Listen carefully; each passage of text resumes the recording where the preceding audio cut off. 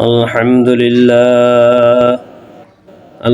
لله نحمده ونستعينه ونستغفره ونعوذ بالله من شرور أنفسنا ومن سيئات أعمالنا فلا مضل له ومن يضلله فلا هادي له ونشهد أن لا إله إلا الله وأشهد أن محمدا عبده ورسوله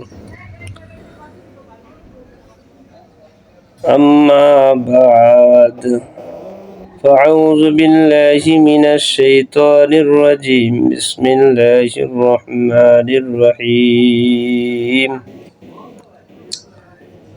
পার্থিব উদ্দেশ্যে ইলম ও আমল এই সম্পর্কে দুইটি হাদিস হযরত আবু হুরায়রা রাদিয়াল্লাহু তাআলা আনহু বর্ণনা করেন রাসূলুল্লাহ সাল্লাল্লাহু আলাইহি ওয়াসাল্লাম বলেছেন, যে ব্যক্তি দুনিয়া অর্জনের উদ্দেশ্যে ধর্মীয় জ্ঞান অর্জন করল সে জান্নাতের ঘেরানো পাবে না।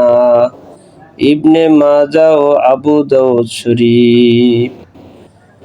অপর এক হাদিসে হযরত কাব ইবনে মালিক রাদিয়াল্লাহু তাআলা আনহু হুজুরে পাক সাল্লাল্লাহু আলাইহি ওয়াসাল্লামকে বলতে শুনেছেন, যে ব্যক্তি আলেমদের সাথে তর্ক ও প্রতিদ্বন্দ্বিতার উদ্দেশ্যে অথবা মূর্খ মানুষকে বিভ্রান্তিতে ফেলার জন্য কিংবা নিজ বাক্পটুতা ও সুন্দর বক্তৃতার মাধ্যমে মানুষদের নিজের প্রতি আকৃষ্ট করার উদ্দেশ্যে ইলম অর্জন করবে, আল্লাহ পাক এ ধরনের লোকদেরকে জাহান্নামে প্রবেশ করাবেন।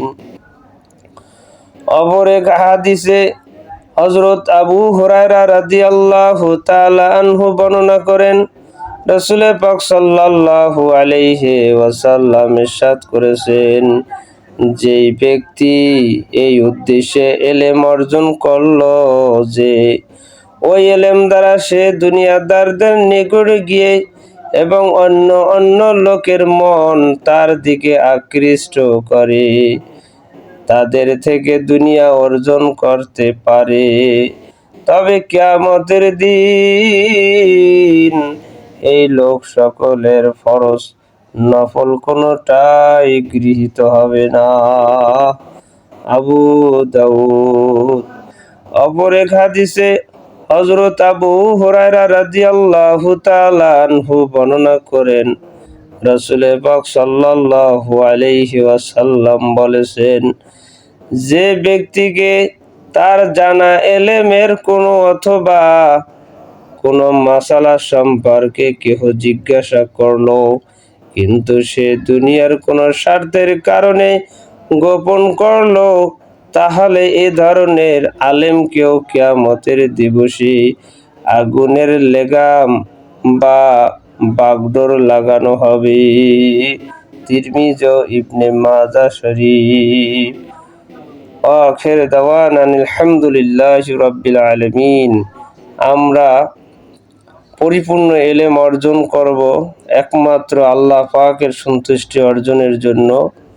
আমাদেরকে যেন দুনিয়ার কোনো মোহ আমাদেরকে যেন আকৃষ্ট করতে না পারে, এজন্য আমরা সবাই এই আমল করার চেষ্টা করব। আখির দাওয়ানা আলহামদুলিল্লাহি রাব্বিল আলামিন। ওয়াসসালাতু ওয়াসসালামু আলা নবিয়্যিনা বা'দা।